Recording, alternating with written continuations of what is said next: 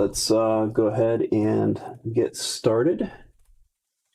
So hi, I'm Josh, also known as Cpgeek, and I typically do a whole bunch of technology type stuff, from gaming to 3D printing to virtual reality to all kinds of stuff. However, I have not delved too deep into audio, so here I am trying out some new headphones. Right now on my head, I've got the Sony MDR-V6 headphones. They're pretty much the industry standard for doing any kind of audio monitoring. A lot of people really like them for music listening. I know that I have. I do have a few minor gripes here and there about these, but that's not exactly what we're talking about today. Aside from these have been my primary listening headphones for quite some time, and I thought it's time for an upgrade. So I ordered a few sets of higher-end headphones in the, I don't know, between $150 to $300 range on some really good deals from Drop and a few other places. So I'm going to start unboxing and getting into a little bit of audio, sharing that out here. So for all of those folks following along, I am not an authority on audio. I've been interested in audio for quite some time, and I've had quite a few friends and family members interested in the topic. So I do have some guidance there, as well as looking around in forums, various Discord stuff. I've spent a little bit of time in Zeos Discord here, so some of those folks have been nice enough to help me out with a few questions that I've had throughout the last few days. And I finally got in the first set, which is the HiFiMan HE-5xx headphones. Not 6xx, as the title of this may have misled you, but 5xx. I'll change the title later. That was a typo. The 6xx's are actually HD 6xx's, and those are Sennheiser headphones. Not to confuse anybody, I will have a set of 6xx's in here at some point soon, hopefully by the end of the month, and I'll go ahead and unbox those too. So moving on here, let's start off with where these came from. Drop is a company that's been doing sort of like crowdsource discount electronic stuff for quite a while. They work a little like Groupon in that they reach out to a designer slash maker of an electronic device or various other things. And they basically order a large quantity of them at the same time. So they get everybody together who wants some. They order a bulk buy of them. And then they kind of basically make them inexpensive because of how many they order at any given time. So it's a good way to get some fairly high-end stuff, or maybe up to a couple of $100 less than they would normally go for. So that's what I'm doing here, and that's pretty awesome. They also work with these manufacturers, so occasionally, like in this case, tuning, and they have a little bit of a say in terms of the way that things are tuned or presented. So this is kind of like a collaboration between HiFiMan and Massdrop, or Drop as they're now called. They used to be known as Massdrop. Just about a year ago, they changed their name. I may refer to them as Massdrop from time to time. Sorry, guys. Just what I know you as. They are now Drop.com. So moving toward that, let me go ahead and just pull up their page real quick. So this is the Drop.com website. You'll note that they're recommending headphone stuff to me in particular because I'm logged in here, and that's what I've been looking at recently. So yeah, this is basically their general main page. They do have a few communities, one of them being audiophile stuff. And if we go into here, you'll note that it's also community driven. So a lot of people share their experiences, posts, etc. On the site, and in terms of what they like, what they don't, how they're setting up. So because of all of the many things that you can do with audio, communities like this are super helpful. And in terms of buying in those communities, if we go to let's see, shop audiophile. That's the community that they have here. You can see that there are quite a few price drops on some various things. And let's see if I scroll down here a bit. There are the HiFiMan HE-5xx's, which I also am getting in to try out. But these are the 5xx's, which should pop up here somewhere. There we go, 5xx's. This is what we're talking about here today. So they look really nice, at least in terms of the websites. They are reasonably priced, at least as far as I'm concerned, for a hi-fi headphone. These are kind of entry-level, mid-fi stuff at $220 at the time of this recording.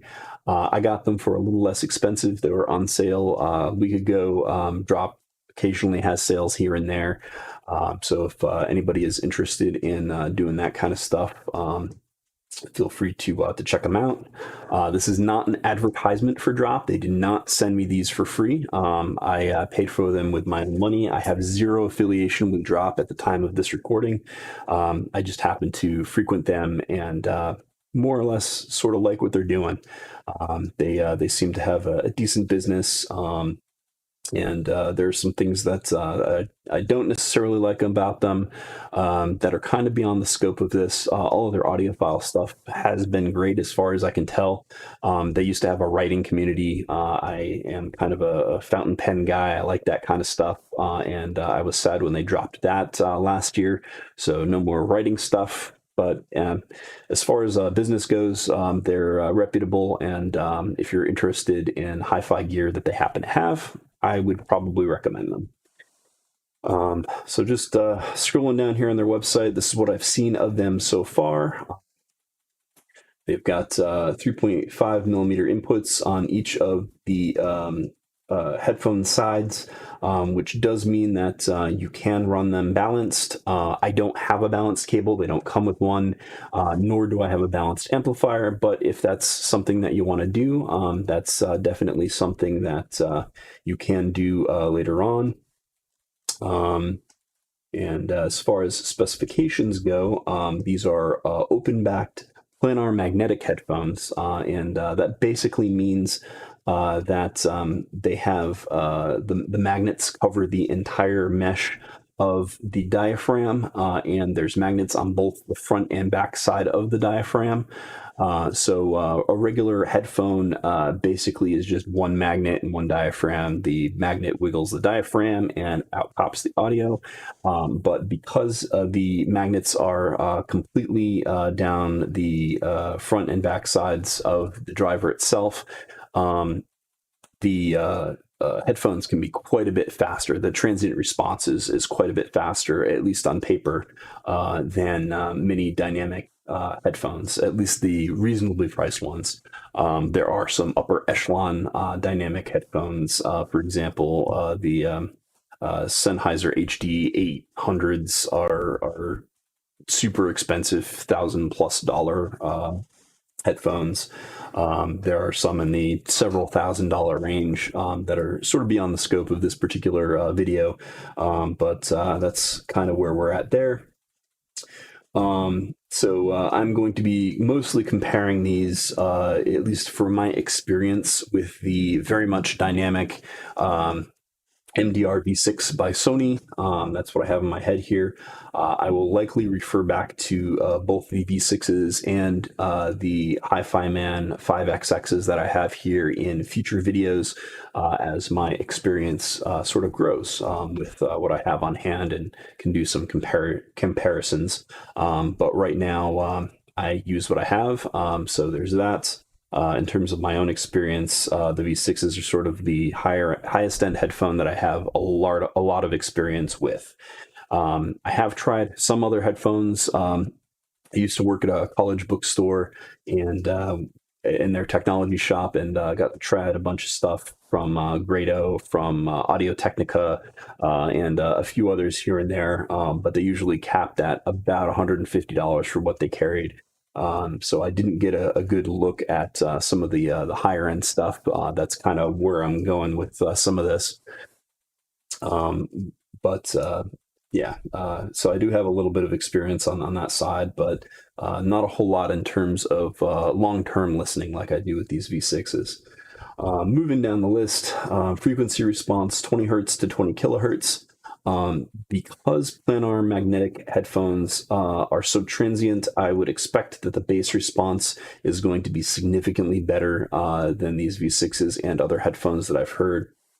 Coming down here to the headphone graph, just to zoom in a little bit here, you'll note that the entire bottom side of this graph is reasonably flat, which means that bass frequencies are relatively well represented, bass frequencies and sub-bass. Whereas on most dynamic headphones, you'll notice a fall off around this region where the sub-bass extension just doesn't work all that well. Notice there are no peaks in this region, which means that they're not particularly boomy, like you would find on something like a Beats by Dre headphone or those sorts of things that are incredibly bass heavy. From what I understand, these headphones aren't really made for bass heads per se, but they do have really good representation of those bass frequencies in that range. Coming up to the mid-range here, things are reasonably flat in the low mids. There's a little bit of a dip in the 500, 600 hertz range, and it goes up and down a little bit, approaching 1 to 2K here. So mids are fairly well flat represented, with a couple of dips here and there. I may have to go in and EQ some of that. I've heard in other reviews that that can be a thing. But as we come up here, you'll note that there is a little bit of a hill moving up to around 6K or so, 6K kind of peaks. A lot of headphones do this because that's sort of the frequency at which human ears sort of pick out the most in terms of treble response. And then there's a fall off toward the very top. This is between 8 and 10K. This gets right around where you basically stop being able to hear those frequencies at that point, on the super high end of the treble scale. That's probably where most of those incredible sibilant frequencies would be. So like the rough S's, or the harsh sizzle of hi-hats and like hot jazz music, or any kind of high end of wind noise, those sort of grating things. Also, sometimes feedback frequencies often happen around this upper range as well, like the top of guitar sort of feedback, which can be positive and negative depending on what you're into. If you like that hard rock feedback noise of a person playing into their amp with an electric guitar, then there's that too. Sensitivity, so 93.5 decibel sensitivity. So basically these are relatively low and probably need some sort of an amp. I'm going to be trying these out here today with my receiver. I have an older Yamaha surround sound receiver that has a headphone output that I've used with these MDR-V6s for a while. That's sort of my primary way of listening and enjoying music right now. Because of some feedback and that I've received from various people that I've talked to online, particularly in the Zio's Discord channel, they've sort of pointed me at purchasing a small dongle DAC amp, which I will also have a quick unboxing and review of up on the channel at some point soon, probably in the next few days. That's due in, I believe, either tomorrow or Monday. So as I get things in, I'll go ahead and unbox them. This is not an unboxing channel per se, and I will hopefully have some more detailed thoughts and responses on some of these products in the near future. Most of what I try to do here is just my own personal listening and thoughts and whatnot. But as I get new products in that I'm excited about, I'll go ahead and unbox them here and see what people have to say. If y'all get tired of unboxings, please let me know. If you like what we're doing here, go ahead and hit the like button. If not, go ahead and hit that dislike button. And please do tell me what you like, what you don't in the comments. I'm certainly happy to take feedback. I also really like the real-time nature of these streams. So if anybody has any additional questions and whatnot, feel free to stop and leave some comment in the live stream here, and I'll go ahead and see what I can do about that. Finish, I'm not really caring about that. Headband looks decent, so I'm kind of going to overlook that. We'll talk about that when I pop things open. Cable, 4.9 feet. So 5 foot of cable is okay. Personally, as I was saying, I use a receiver for most of my audio listening these days. So that's across the lab here. About, I'd say 4 or so feet away. So this 4.9 feet, 5 foot of cable may be problematic in my case. I may end up getting some longer cables from these headphones, depending on what I choose to keep and what I choose to resell. And I'll certainly let you guys know that in my video series moving forward, what and why I'm going to be reselling and that kind of stuff. Usually I do most of my my reselling on eBay. If I make a video and I have something up for sale, I'll probably post a link, but it's completely up to you whether or not you want to pick up that stuff. But definitely is appreciated if you do. As far as frequency response graph, that's basically what we're looking at. The 5xx as being the solid black line. So it seems to be pretty decent and in line with what other HiFiMan headphones do. The blue dotted line being the Edition XXs, which I am not purchasing. They don't make them currently. The 4xxs, which I will be getting in soon, which seem to have a little bit better bass response, maybe a little bit more neutrality. So stay tuned. I'll definitely be talking about that soon. Yeah. Drop. That's pretty much the long and short of that. Other things, oh yeah, I was talking about amplification and digital audio, digital analog conversion. So right now, all I have is really my receiver and also this Zoom H4n Pro, which go ahead and cut to camera here. So this Zoom H4n handy recorder, which I'm plugged into right now with the V6s. This is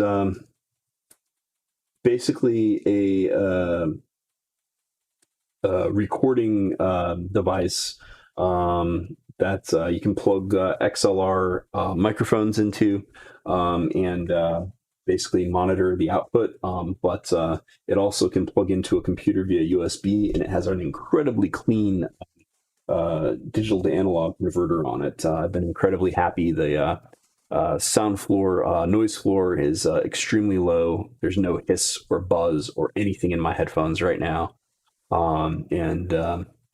Yeah, things are pretty good there.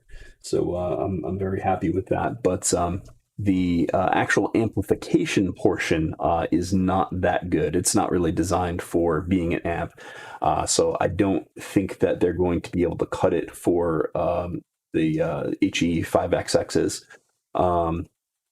I think that the receiver should do okay in terms of pushing these.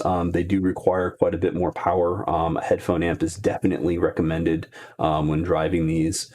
But the DAC, I was told, is not the DAC, I'm sorry, the headphone output on receivers is kind of a nebulous thing, a tacked on feature that many receiver companies do, and I've been basically told not to trust the output too much of the headphone amps in the receiver that I have. So I've got some more things to try in the future. I may or may not end up getting a real desktop headphone amplifier slash DAC. I've been exploring maybe perhaps getting into the Shit Audio stack. SCHIIT. They're an audio company. They make ridiculously good amplifiers for headphones as well as DACs for a variety of purposes. They're pretty much known as the reference go-to for an inexpensive, all things compared, DAC, but doing so would be $100 for the for each component. So in my case, for headphone amplifier and DAC, so it's a $200 set, and I don't know if I want to go that far. We'll see if I can get them for a little less expensive, maybe used, or sales or that sort of thing. I might. We'll see how this goes and how things do on the dongle DAC that I'm picking up, as well as the receiver that I have. Sorry. It's a little late when I'm recording this, so getting a little loopy here. Without further ado, let's go ahead and crack into this now that I am a good 15-20 minutes in. So let's go ahead and cut to the desk with the box here. Let's go ahead and reverse that. So this is just over to my side here. Let's go ahead and pull this apart. Actually, while I'm doing that, I want to jump over to chat, see if anything else is there. And there's not, so I'll go ahead and continue. So in terms of boxing and whatnot, looks like Drop is doing a pretty decent job. I just put this tape over my address here because I don't want folks coming for a visit without asking. So let's see here. Everything is good there. Got some air from wherever this is. I think it's New Jersey air, so I'm not going to bother smelling that. And there they are. And my camera has seemed to stop working. So all you've been seeing is the box. So let me go ahead and repair this real quick. There we go. Apologize. This video capture setup is still quite new and still getting used to that. So there's the HE-5xx box. Looks like it's packaged pretty well. The little air bubble things that they have are more than enough to keep this in place. The bag that they have it in is nicely taped and wrapped, and I'm pretty pleased with the presentation here. Just raise this up just a bit. I got it locked down on the tripod here. Slide that over, zoom in just a bit. So there we go. And I'm just going to go ahead and untape the bottom here. Looks like the thing to do. Get tape on my hands, of course. All right, so here we've got a nice black box. Got an outline of the general design. HiFiMan Electronics Corporation, 2602 Belltag Ave, Belmore, New York. So these are actually locally made, relatively locally made. I'm here in Connecticut, so that's not too far from here. I've got customer service email right on the box, which is great. Even a telephone number for them, which is pretty awesome to see right there as one of the first things on the back side of the box here. Got specifications listing with a nice faint design of the headphone here. Let me raise that up just a bit. So we've got nice design of the box. Specifications, again, frequency response 20 to 20. Impedance is only 18 ohms, but the sensitivity is not great. It's listed as efficiency, 93.5 decibels. And weight is very, very light, 335 grams. So we'll go ahead and do our own weight analysis of this in just a few minutes. Moving to the front of the box here, it's actually a nice looking box. Got a little bit of a shadow and gradient. Slide that back just a bit over there. Sorry, just framing things up. That's better. So yeah, nice box. Definitely like that. The other side is just some serial number information on top. Drop plus HiFiMan. Kind of a cool HiFiMan logo there. Nice and simple. And on the bottom is basically that same logo. So without further ado, let's go ahead and crack into these. Looks like the top just slips off. And we have nice box construction. Feels just a little tougher than a shoebox, maybe. Zoom out just a bit. Looks like this box should stand up for headphone storage. I definitely will not throw this away. So that can be put back together. So this is pretty cheap foam. No big deal. Just here to dust cover basically the headphones inside the box. So those are the headphones. They're pretty large overall in terms of ear cup size. I'm not listening to anything myself, so I'm just going to go ahead and pull off my V6s here and try to get them in the camera for comparison. I'll take them out and whatnot in a minute. So the cup size, quite a bit smaller on the V6s, although I do find the V6s incredibly comfortable. You'll note that my pads are kind of flaky and whatnot on the V6s. They're very well loved. I use them every day and have for the past few years.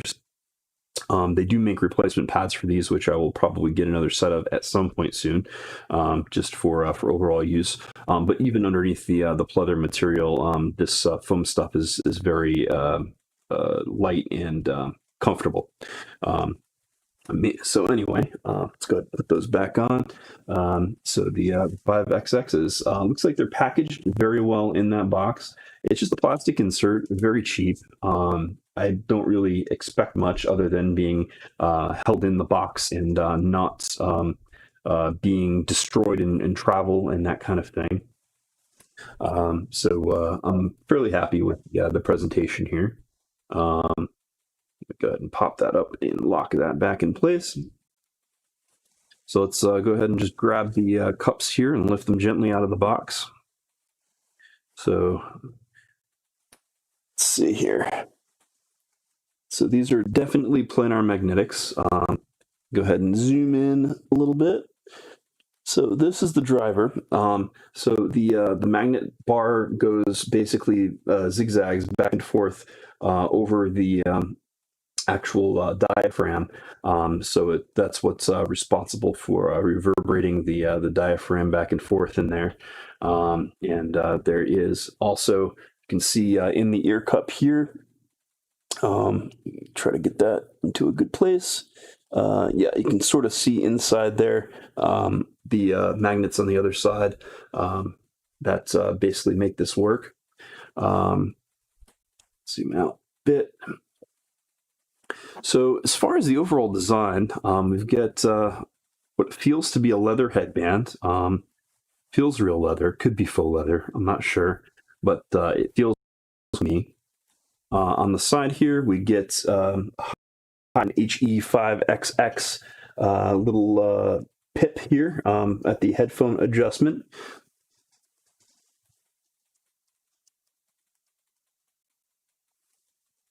Come on. Can't get that to focus.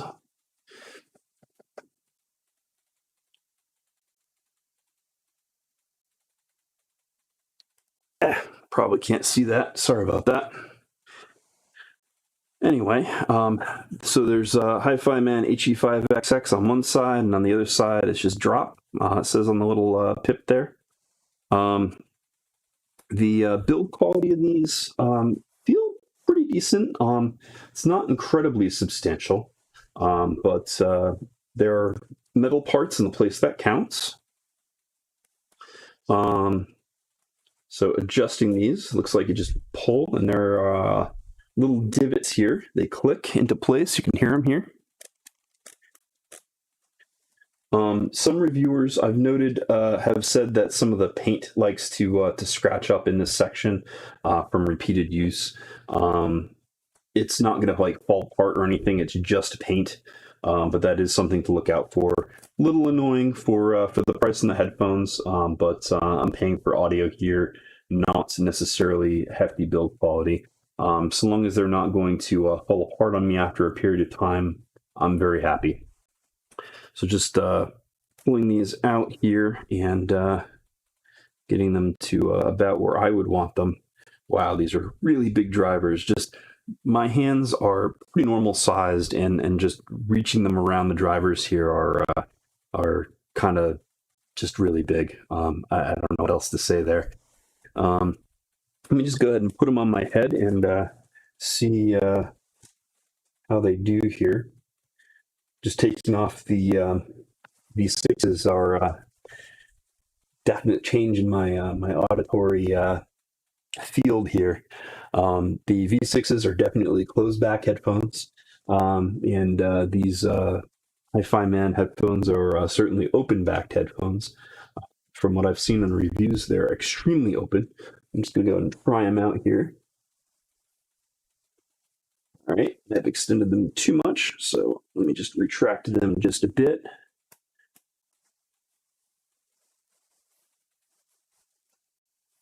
Oh, wow. They are incredibly open. Like, I hear my whole room through these. Does change the audio just a little bit, but they're extremely light, even compared to the V6s, which I'm surprised about because these are reasonably light headphones to begin with, but I've worn all over the place. These, I don't really feel heavy clamping pressure, which I'm kind of surprised about. I thought that many folks had told me that the clamping pressure on these would be significant, but not at all. The V6s are not super clampy, and these are far less so. In fact, wearing them with my glasses here, they feel much less constraining on the sides of my head here. Just reframe just a bit. In terms of the way that they appear, I'm just checking this out for the first time myself. They're really big headphones. I have generally carrying around the V6s, have been a fairly big headphone guy. I don't really mind large headphones on my head. I know that some people, particularly the ladies, have some difficulties with walking down the street wearing really big headphones. For what it's worth, I did not buy these for walking down the street. That was not my biggest goal. My goal for these were for comfortable, really good quality home listening. But I probably will end up taking these occasionally for a walk, maybe lunchtime kind of stuff. In which case that aforementioned dongle DAC amp is going to definitely come in handy for that kind of stuff. But for right now, I'm very happy with overall fit. Comfort-wise, because of the lack of clamping force, they're just incredibly comfortable. I could definitely see wearing these for many, many hours. Because of the larger ear cup that I had previously talked about, I find that my ears sit more easily completely inside the ear cup, which means that there's no pressure whatsoever on the ear. Whereas my V6s, while my ear completely fit inside the ear cup, I could feel the ear cup around the ear. It didn't press or anything, but I could feel it on top and on the bottom of the ear especially. Which was never a problem. It's not uncomfortable, but it led to being a little warm for prolonged listening periods. Whereas I don't believe that this will be quite as warm, even wearing these for just the minute or so that I have. I think that these are going to be far less hot, and also far more comfortable for longer periods of listening. So there's that. Moving on to continue the unboxing, let me go ahead and switch back to the camera here. Switch that over. Just take these off my head for a couple minutes. Looking at the very bottom of the headphone, that's where they plug in. These are again 3.5 millimeter jacks on the bottom of each of the ear cup, which means that these cables are very easily replaceable, and that is a incredibly common connector type. In fact, I have quite a few 3.5 millimeter stereo plugs around. I might even try my hand at maybe building my own balanced cable. I'm not sure, but that is an idea that comes to mind here. I don't necessarily need these balanced, but that is a thing that can be done. For what it's worth, balanced in this case specifically means that there's a separate ground and signal connection to each headphone itself. There's no wiring that connects the left and right channels here. That is done in the cable. The cable that it comes with, I know, is an unbalanced cable per various things that I've read. And just taking that out of the box here, it's basically comes with a snap-on, snap-off, pretty common plug. This looks like it has maybe some gold plating on it. It feels pretty good overall, but this cable itself, I've heard in other reviews that it tends to remain coiled and it doesn't feel all that great. I'll go ahead and give that a feel for myself. Already I can tell this is not a long cable at all. This is going to be better for personal listening and that kind of thing. I can pretty much get the whole thing in frame. Let me lean back just a bit. So that's all you get, and that is not very long at all. In fact, in this case, I can guarantee, there's no way in heck that I can make that to my receiver. So I will probably end up either using that dongle back, as I was talking about a little while ago, or I'll go ahead and try to plug them into my H4n Pro and see if those will power it, although I doubt it. Or I can, for the time being, just slide my chair over to my receiver and kick back and listen to some music, which is probably what I'm going to be doing a little later this evening. Going back to it. So in the box, that's pretty much it on top. So it looks like we've gotten through the whole thing. The retention plastic is very well molded to the box. It's a pretty decent box overall. It's very inexpensive, which is fine by me because I would rather pay for quality headphone components that I will actually hear and listen to and enjoy for long periods of time than a fancy box. But they do a good job here. Just trying to figure out how to remove this inner part. I believe that you can. There should be a manual or something down below, as I haven't encountered one yet. So just sliding this out. This is very form-fitting. There isn't anything underneath. Okay, that really surprises me. There is zero manuals or documentation for this headphone inside the box. Just a little bit of a specification on the outside, as we saw already, and the headphones themselves. So I apologize for the possibly somewhat uninteresting unboxing in this particular case. Not at all dismayed, though, as I'm, like I said, happier to receive high-end headphones and headphone components than I am for paying for fancy box with a whole bunch of stuff. Although accessories would have been really nice with this particular set. I wish, even for this price, that the headphone cable was significantly longer. Around somewhere between 6 and 10 feet would be appropriate for me. Yeah, the MDR-V6, I believe, is a 10-foot cable, if I'm not mistaken, I think. I did look that up recently, but I don't recall precisely. I believe it's around 10 feet, which I have enjoyed for a long period of time. It can be kind of long when playing mobilely, like with a phone. I've had previous phones with headphone jacks. My current phones do not. That's really annoying. However, with this dongle DAC, it's USB-C, so I'll be able to use it with my phone and hopefully have some musical enjoyment there once more, beyond Bluetooth and the low-end Bluetooth devices that I have been using myself. But there is a huge, huge difference between something like this, which are little Bluetooth IEMs. These are approximately $30, I want to say, on Amazon. I'll pop a link down below. There's nothing wrong with them. They're MPOW Flame in-ear phones.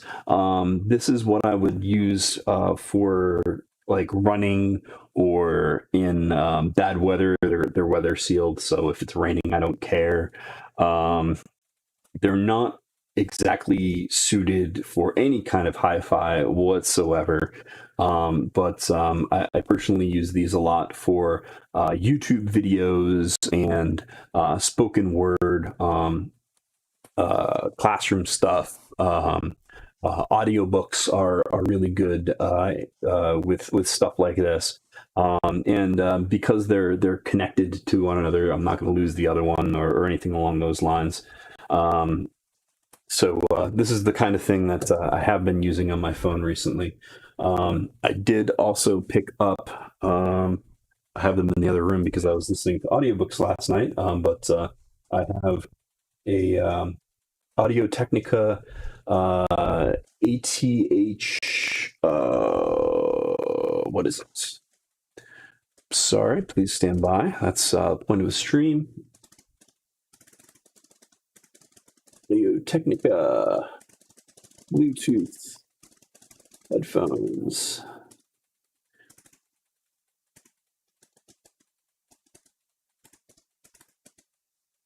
DSR7.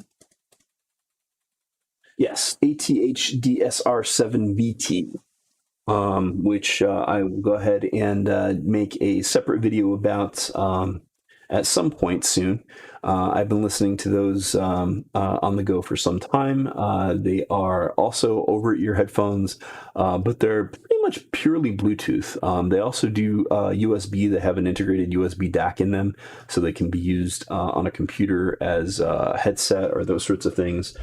They're fantastic for wireless phone calls. They're great for laptop in the living room for spoken word and YouTube videos and that sort of stuff.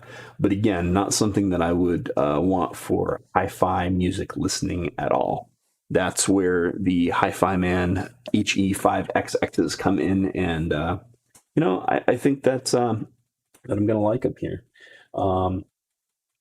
While we are on stream, I don't mean to eat up more than I need to, but I'm going to go ahead and plug in the audio cables here, connect them up to my Zoom H4n, and just see how far that I can get in terms of powering these. So let's come on over here and The cables are labeled left and right on the channel side, which is fantastic. So are these labeled left and right as far as the headphones are concerned? Can't speak the words. I mean, technically it shouldn't matter, although, oh, I see. So these pads are not even. They are thicker on one side than another in order to tilt them in. So I can very easily see that this is the right side and this is the left side, because they should be thinner on the user side of things. So left, right, and there we go. So once again, put them on.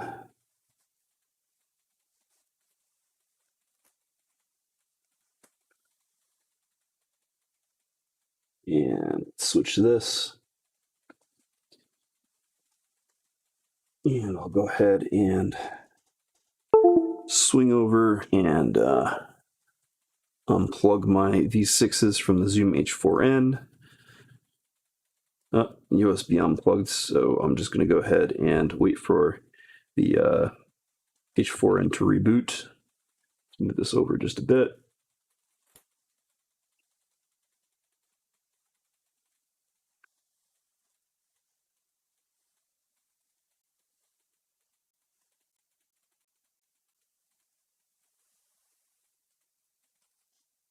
And of course, everything stops working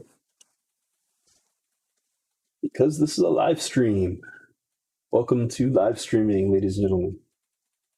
All right, so let's refresh this. It's real time. Yes, it is.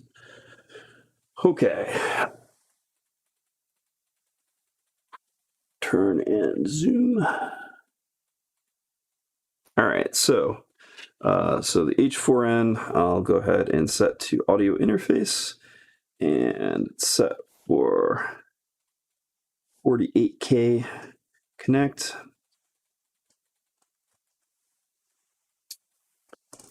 And that will connect, and while that's doing so, I'm going to just plug in the V6s again to make sure that I got the settings correct and there's nothing funny going on, so that when I experience the HiFiMan headphones here, things will sound correct.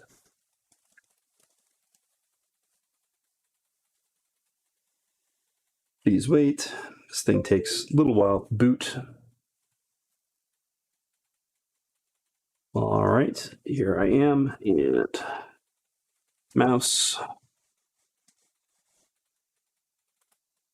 And okay, these sound correct.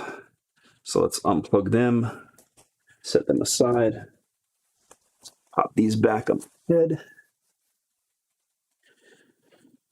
plug them in, turn up the interface volume. Okay. Oh, these are not as hard to drive as I thought, at least with the audio up. I might actually use this. I'll be darned. I'm actually kind of curious how much of this is coming through in the audio feed here. A little bit. All right, so let's go ahead and set this over here and hopefully not disconnect the USB again. Set this down. And I'm going to try not to get demonetized by playing copywritten material on stream. So let's go ahead and switch to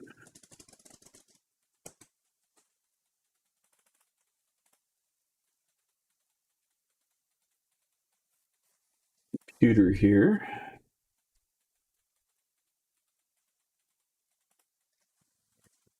Let's go with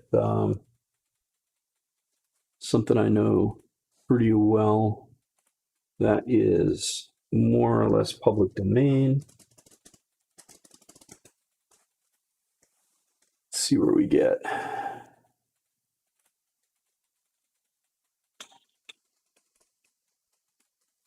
Note that I will be trying this out with more traditional stuff at some point in the near future as soon as I end the stream. But just for first impressions,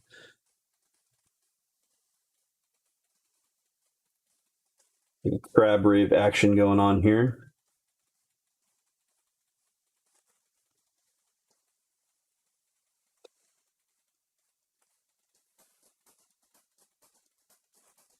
All right, transient bass response is really, really good. It's not super tight, but I can definitely understand where people are coming from with that sort of a flat frequency curve. There's very little roll off. It feels like there's a subwoofer in the room, and these are very, very open in terms of overall use. I can't tell too much soundstage with this, but for electronic music, I can definitely understand what's going on there. Let's see if I can get something that is still open, but I can get a little bit better of an impression of overall use here.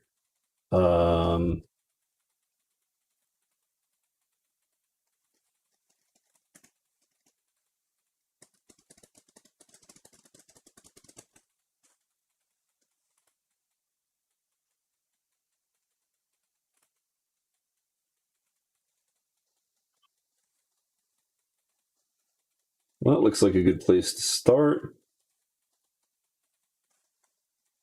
Specifically, best non-copyrighted music of 2020. So I'm just on YouTube exploring here for a second.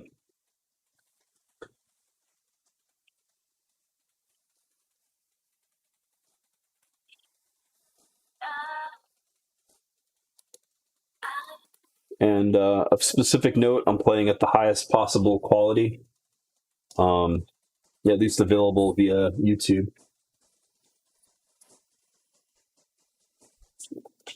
And I can definitely hear that it's being picked up in the microphone, despite running RTX voice, which should filter a whole bunch of stuff. Just to see what the leak is like, I'm going to pull these off my head. And I'm going to have somebody else try to wear these while playing music, just so I can hear what the leak is like. But I'm pretty impressed overall from what I hear of these songs that I really don't know all that well. I'll go ahead and do like a review thing a little later with my better impressions once I've gotten to really listen to them and get a feel for it.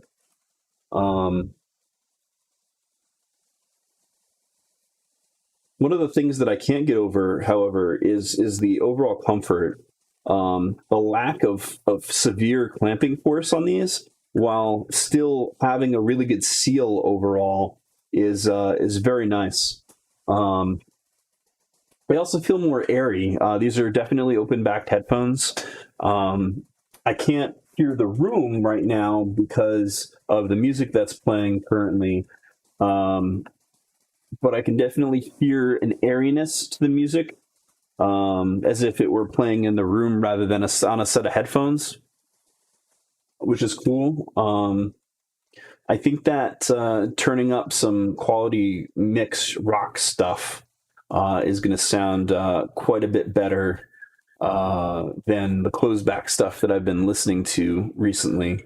They're not closed in. They have a much more environmental feel, but it doesn't muffle or discolor the music at all. It's just like a set of really good speakers in the room. So I'm pretty pleased with these so far.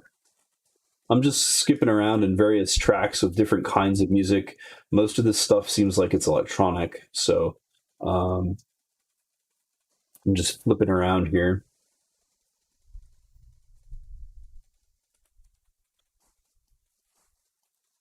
The bass response is certainly there, but it's not overwhelming. A lot of this stuff that I'm listening to right now is more club style electronic music. I'll even drop a link to what I'm listening to in the chat here for later on. I can do some comparative analyses. Like I said, I didn't really come prepared with a track list, and because I'm on stream, I wanted something that's a little bit better for non-copywritten music, or rather, music that is open for playback on stream. I know I'm not actually playing the music on stream because I just don't want to get into that mess. But what does leak through the headphones, these open back headphones, into my microphone that I'm not muting when I'm listening, is definitely good. Let's go with some more ambient copywritten or copyright free music, or at least I hope it is anyway. This is more mellow stuff, more ambient.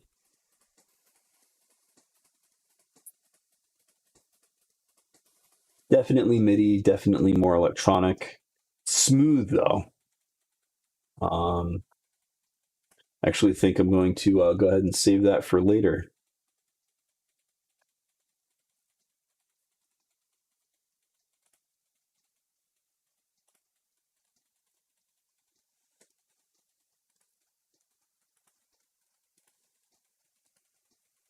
That could be some cool ambient stuff while I'm working. So that's what I'm on right now. Let's go ahead and kill that. It's more background ambient music, largely for streamers and that kind of stuff.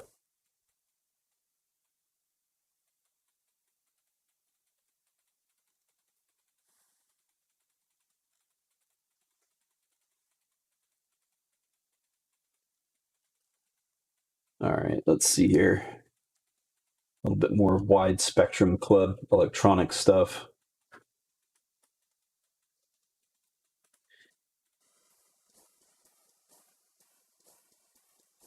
That is incredibly clean.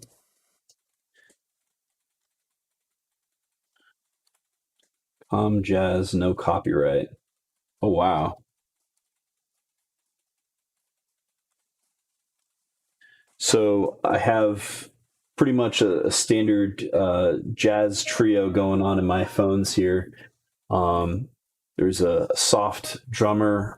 Sounds like he or she is using brushes. There's a nice piano. The piano is on point. This is a pretty well done recording, and the ringing of the piano is incredible. Headphones that I've listened to. Clearly, I haven't listened to this track on other headphones, but just the brightness and energy and of the piano on those treble frequencies is fantastic. I'll have to do an A/B test with my my V6s a little later and get a feel for that.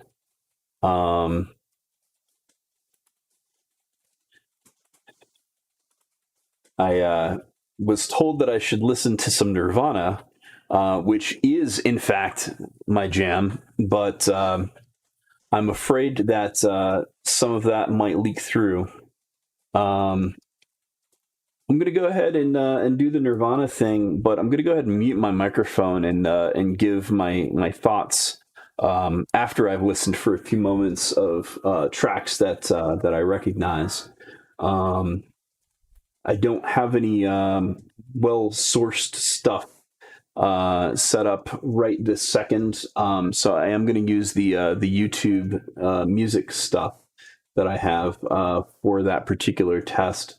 But but this jazz stuff is really cool.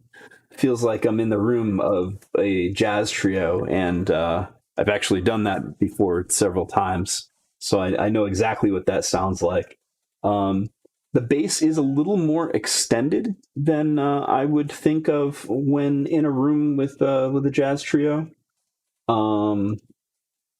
The piano, though, is right on point. It sounds exactly like you would imagine a grand piano would be.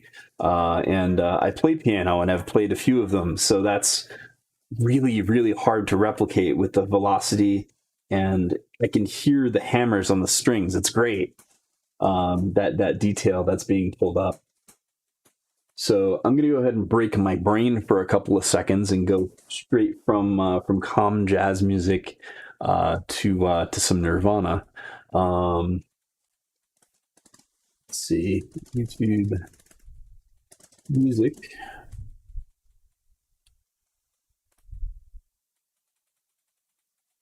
Oop, that's not what I wanted. YouTube music. And I'm going to go ahead and switch to my other account here so I can get my stuff. And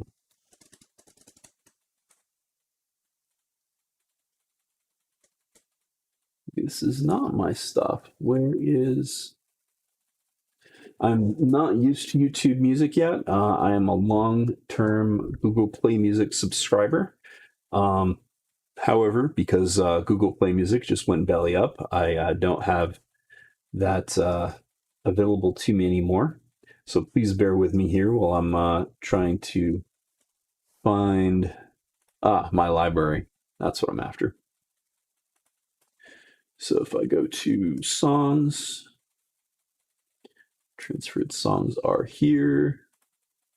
Stuff that I've uploaded. All right. So can I search in this?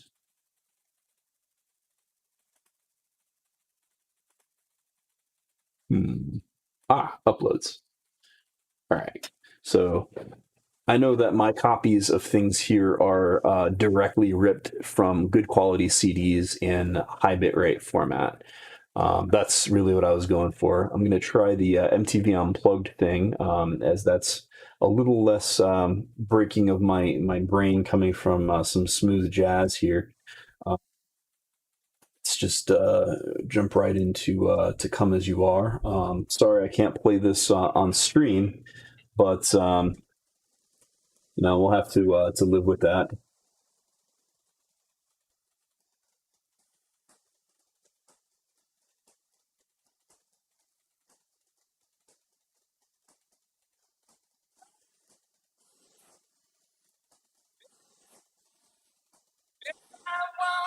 Now, this recording was made on stage, and it's kind of a compressed sound because of how it was recorded.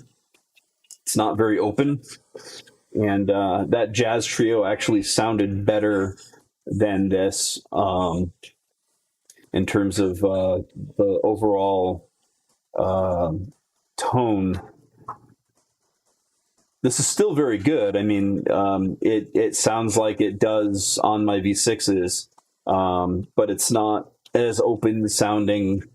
Bass response is still pretty good, but the way it was recorded it's very mid and low treble heavy.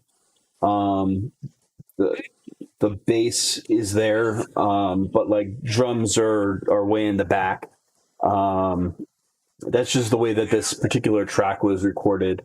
I wish that I could get a little bit more out of it. I wish there was an alternate recording of it that was more of a studio kind of recording, or at least something that was like a master where I could, you know, change around where things are coming from. I think that this is the kind of stuff where a lot is going on in the mix that could benefit from an amp. I am driving this straight off of my my Zoom H4n, So I think that maybe what's going on is there might not be enough power on the DAC here in order to drive all of those frequencies at the same time. I really want to hear what the dongle DAC sounds like with this set, as well as if I can get a hold of it, a real DAC amp combo that is more standard and a little bit more high end than what I have access to here right now. Still sounds pretty good, but it's not quite where I would really like to drive them. I'm also driving them at near max of what they can do. My DAC is currently set at 70% through Windows, and the H4n itself is currently maxed out, and I'm getting what I would usually get at 100%.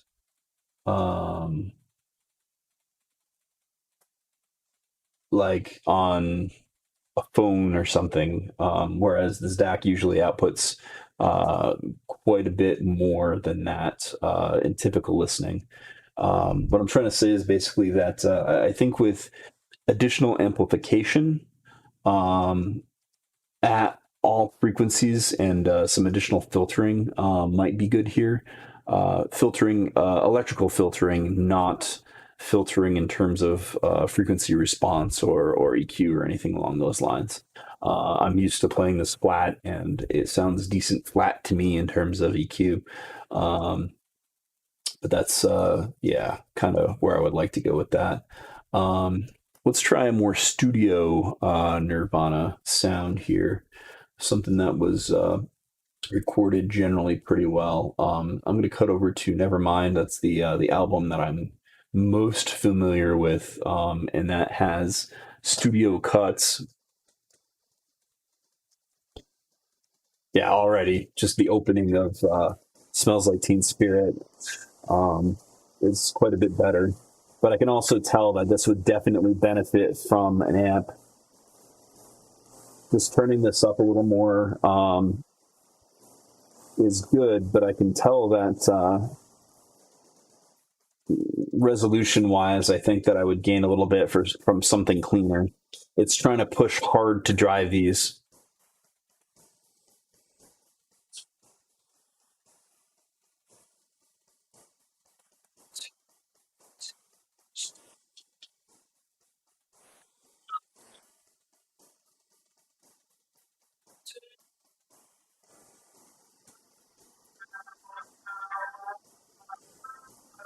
Still quite good, though. I really like the sound, but like I said, I think that amplification will really push this to the point where it could be phenomenal.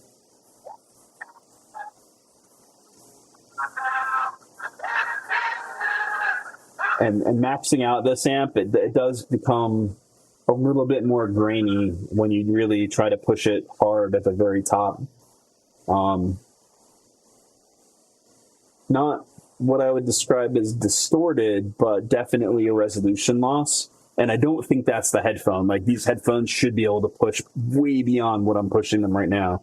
I really do think it's the DAC amp and the lack of power there.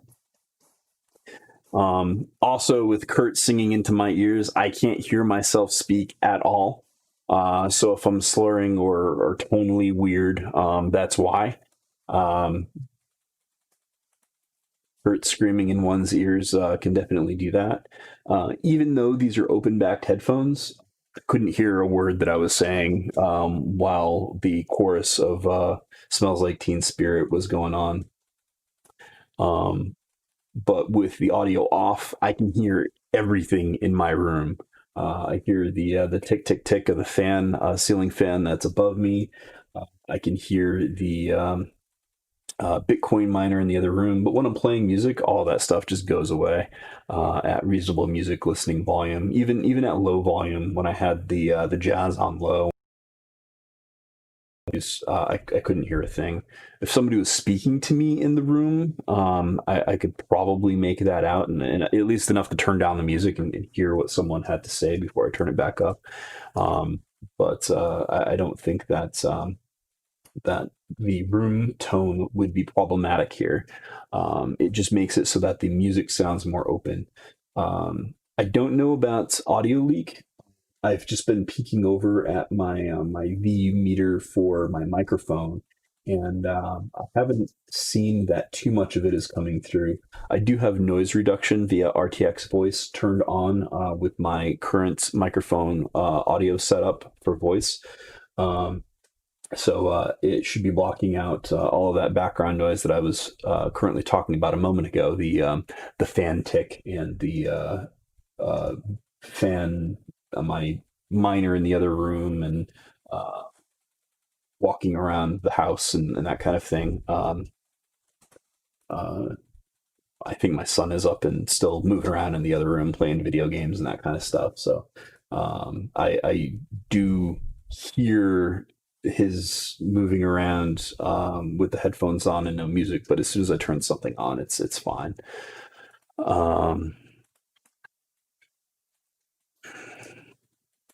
And I've had another request to check out a little bit of Toad the Wet Sprocket here.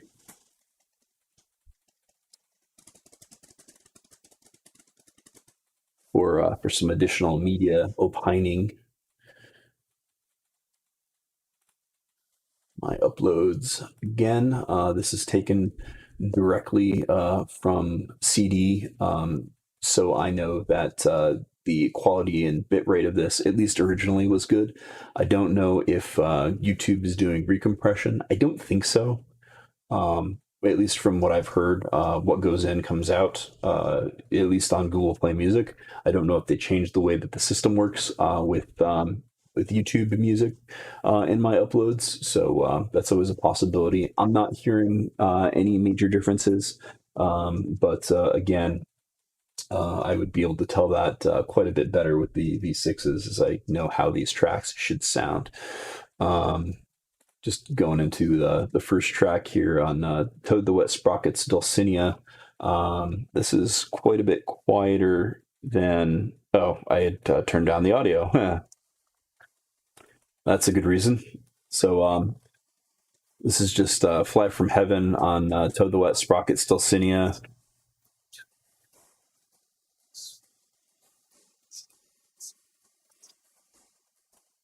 And the bass is taken up a little bit here with these headphones, to slightly artificial sounding means for me.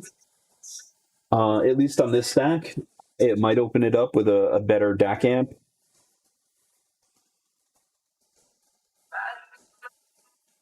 There's sort of a little bit of an echoey quality in the low mids that's a little weird.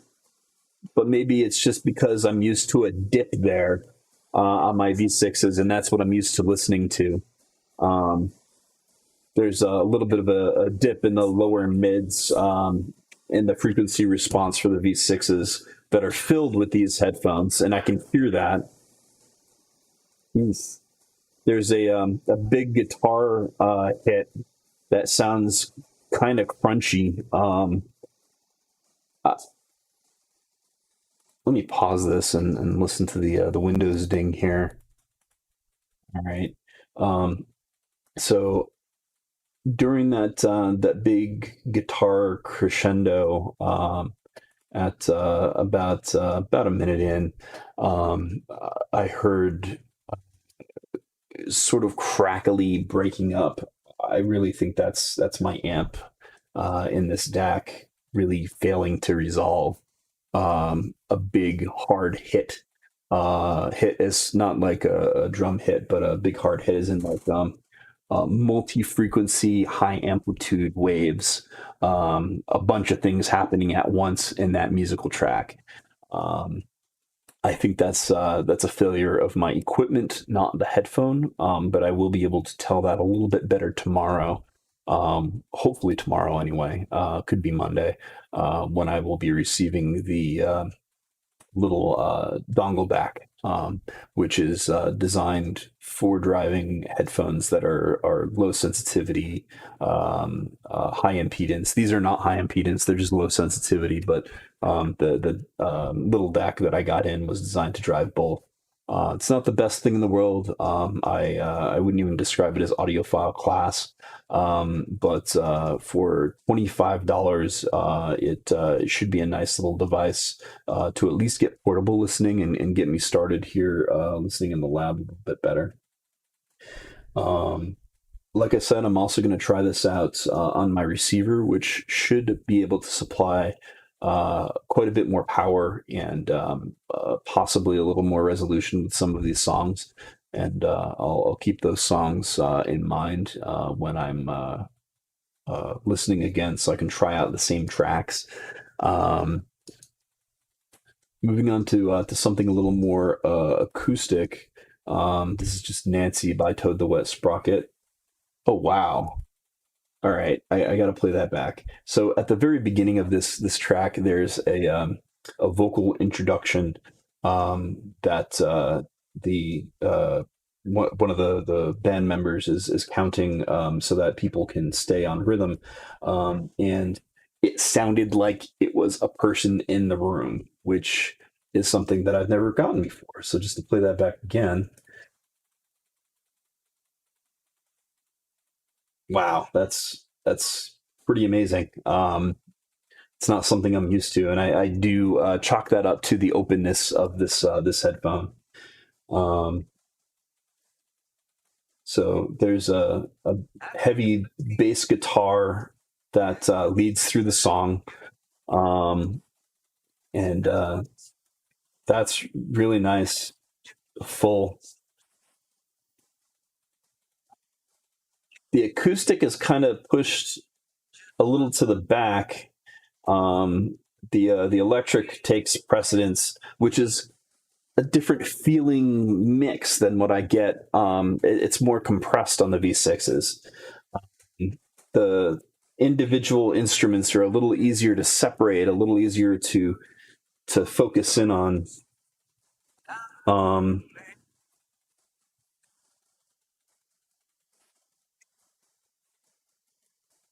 Those low mids do tend to take a little bit more precedence than on the V6s. That could be something that I can EQ myself, but just naturally flat, which is the way I've been listening on these.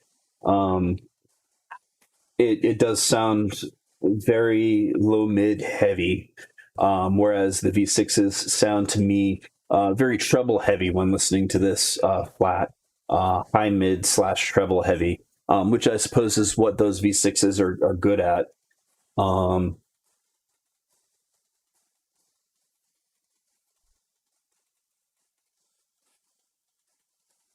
drums are kind of thrown in the background in this song, and the bass is super forward, which is what it's mixed for.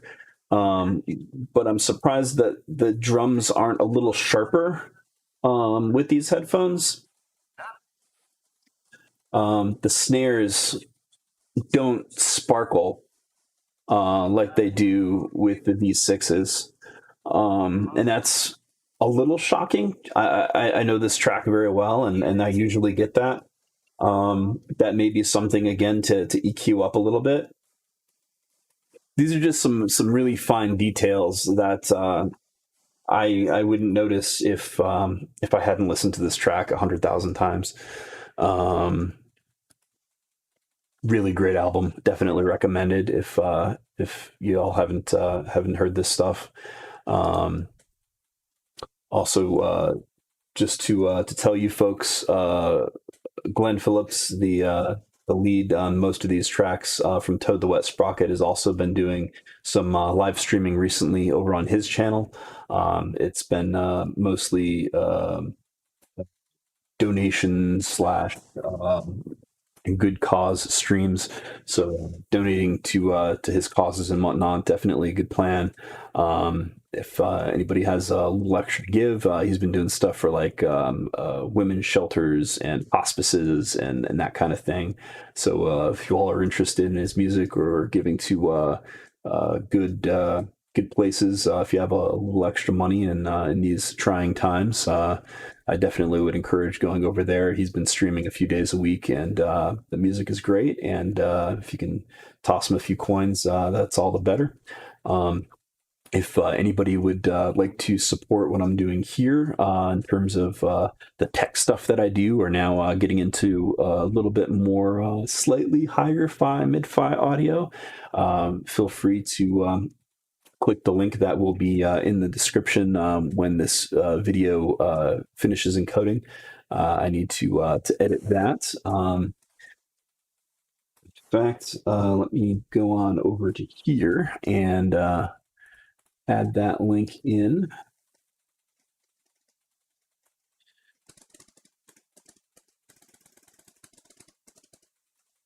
Also, if you are interested in following me around the internet, I post on Cpgeek.org.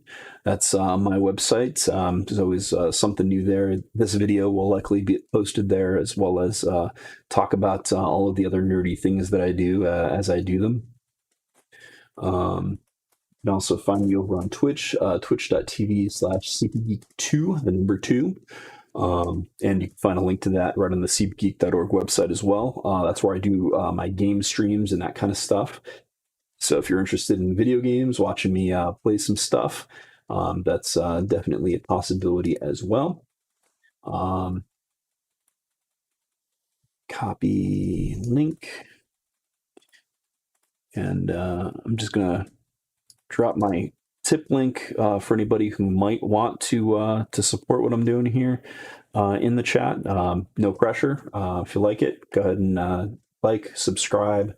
I will definitely be doing more live streams when it comes to audio stuff. Again, I have a few different headphones that I ordered and will be on their way soon. And I'll do unboxings of each one as I get them in. Also, I'll have some more composed thoughts of this headphone, the HE-5xx, as well as the headphones that are coming in, which are the HiFiMan HE-4xx and the Sennheiser HD, not the 650s, they're like 650s, 6xx. So Sennheiser HD6xx are coming soon. Yeah. And just for those who are playing the home game, no, I'm not collecting these headphones. I just found them at a ridiculously good discount on drop last week, and found that I could resell them for the used price was basically what I paid for them. So I should be able to audition them, try them out for a little while. Make a few videos like this and explain my thoughts. And I'll go ahead and be reselling those headphones that don't do it for me. I really only need maybe a couple of pairs of headphones overall. Something portable, something that is extremely high definition for long-term listening, which is what I'm hoping these may be.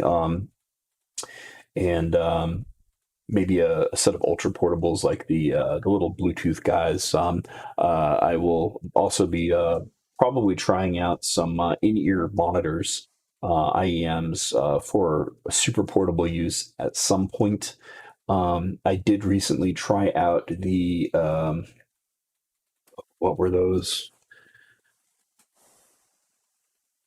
KZ. Look them up real quick. So the KZ ZS10 Pros, which came highly recommended by audio reviewer Zeos, as well as a few others online. I remember seeing a review of a drummer that really liked them for playing along with his stuff, as well as for casual listening. Zeos really liked them for casual listening. But upon trying them out, I found that they were incredibly V-shaped, which is not my preference. V-shaped is in the audio graph curve, in that they were super bassy, they didn't have much mid-range, and they got really punchy with the treble. Some people are really into that. That's the way a lot of popular music is sort of tuned these days.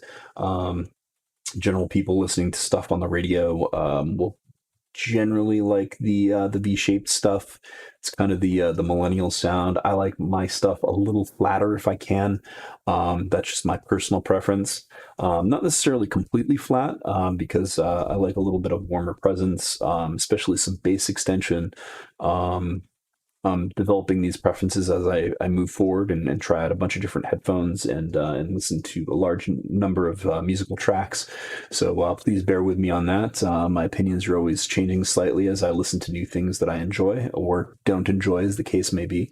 So yeah, didn't really like those IMs at all. I was going to do a video, but I didn't. So not not something that I was digging on. So I'll probably be doing some IEM stuff soon. For now, it's all about the cans.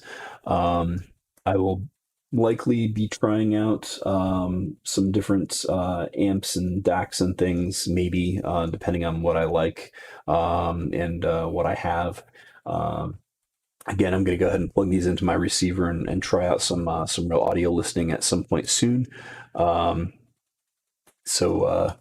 Yeah, that's pretty much the long and short of my first impressions with the HE-5xx's. I'm just editing the description of this video right now with that tip link.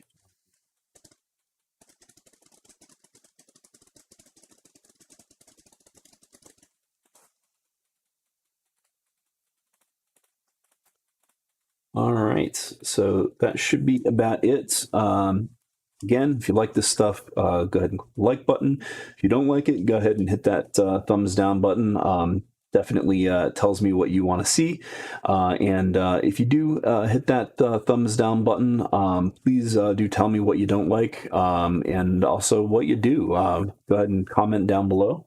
And I'm happy to read through everything. I might not respond to everything, but I definitely read everything. So feel free to comment, and I'm definitely interested in what people have to say about my videos and streams, so I can continue to improve things. Anyhow, I'm Josh, also known as Cpgeek, and I'll go ahead and sign off. And